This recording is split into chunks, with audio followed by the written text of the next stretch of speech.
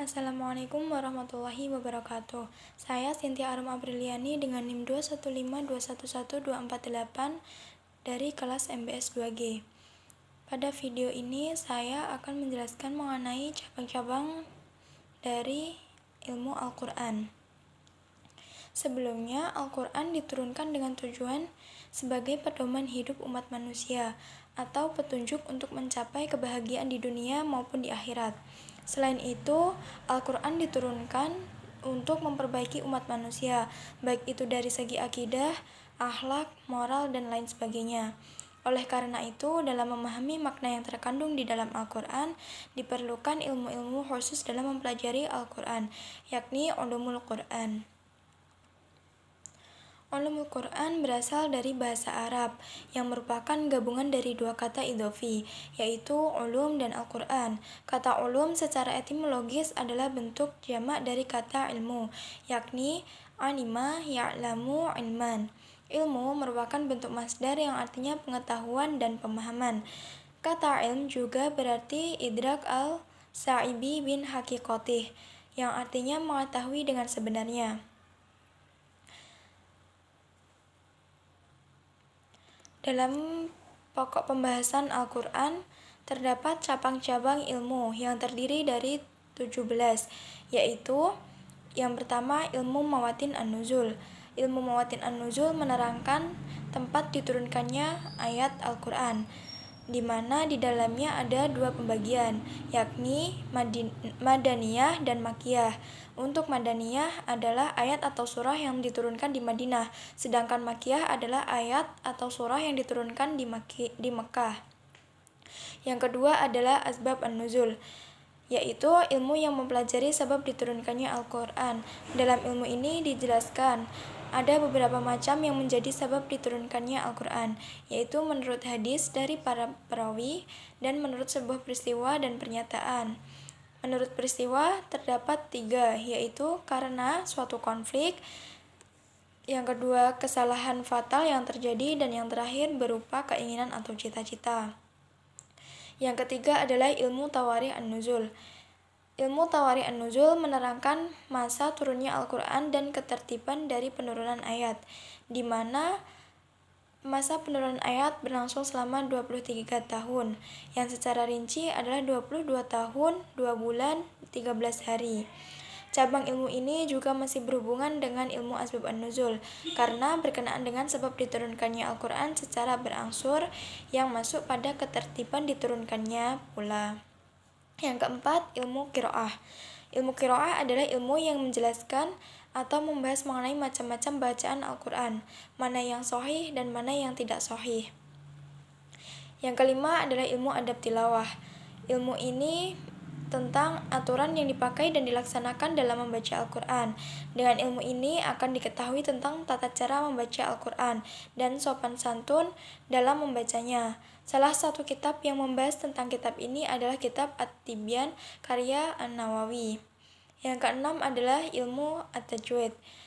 Ilmu tajwid adalah ilmu yang membahas mengenai cara membaca Al-Quran, di mana membahas mengenai hukum bacaan dan lain-lain.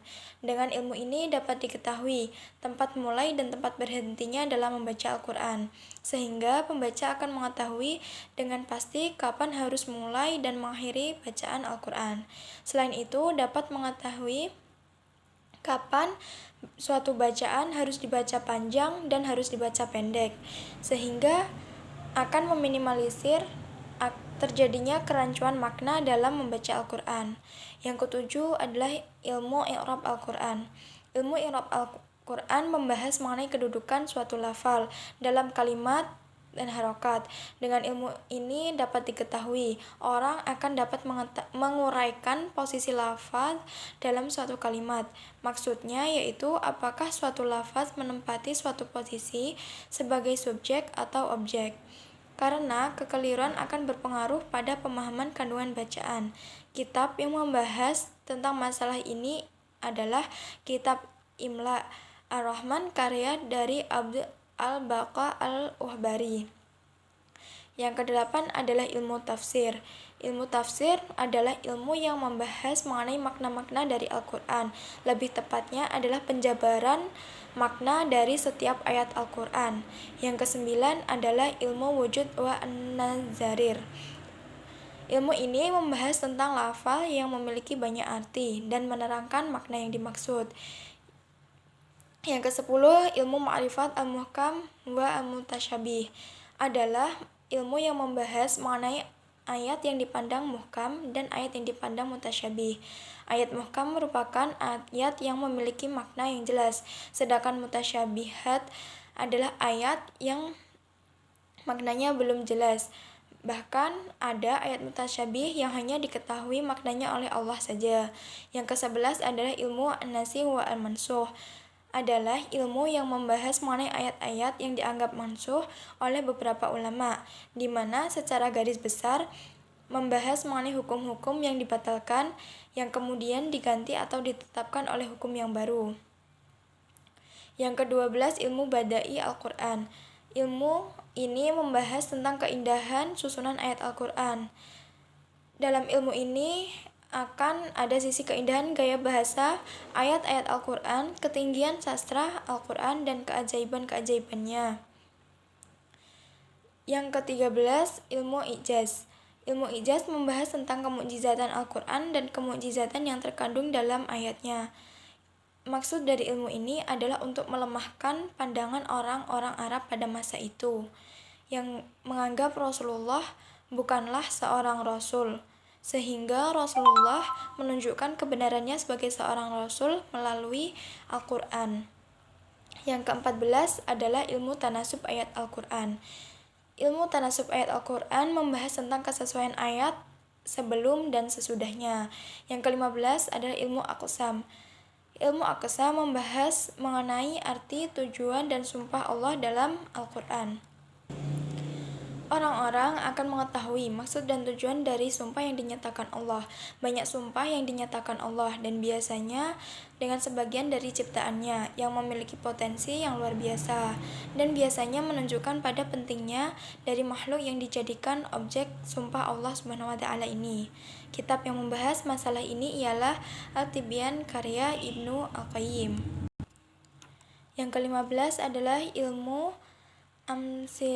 Amsilah Al-Quran. Ilmu ini mengetahui perumpamaan-perumpamaan yang terkandung dalam Al-Quran.